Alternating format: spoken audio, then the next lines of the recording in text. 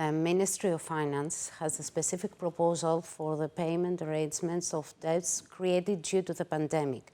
The plan includes an increase to the number of installments. Now they are 24 or 48, under conditions. At which point the discussions are, don't you think it makes sense to improve this tool because of the pandemic?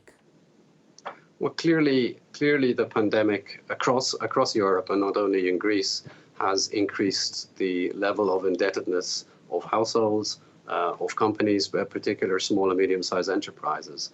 And so we are seeing across Europe some innovative approaches to help address this accumulation of COVID debt.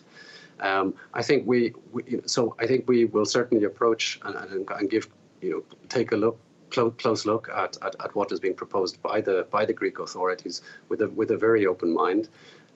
It's clear that there is a need to address the debt overhang which has been caused by COVID, but of course to do it in a way which creates the right incentives and ensures that the recovery is a sustained one.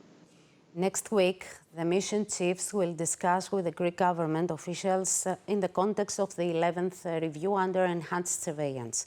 What are the most important issues?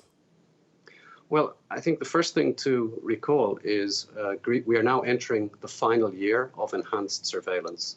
Greece made commitments to its Eurogroup partners back in 2018, which up until the middle of 2022. So we're coming into the final phase.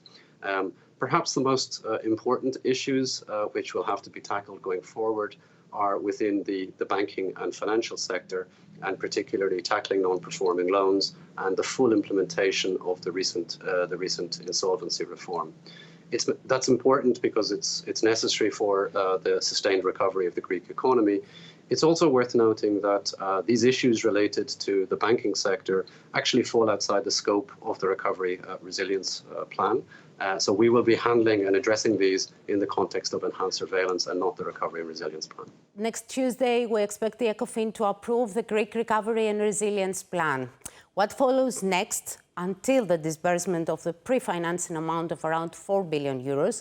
And could this amount be disbursed in 2 installments? Yeah, so the Commission has approved already or given its agreement to 16 out of the 24 plans we have received, including Greece. And indeed, we expect the finance ministers to approve 12 of those, including Greece, next week. Now, what follows then, immediately after that, there is some legal documents to be signed by Greece and other member states.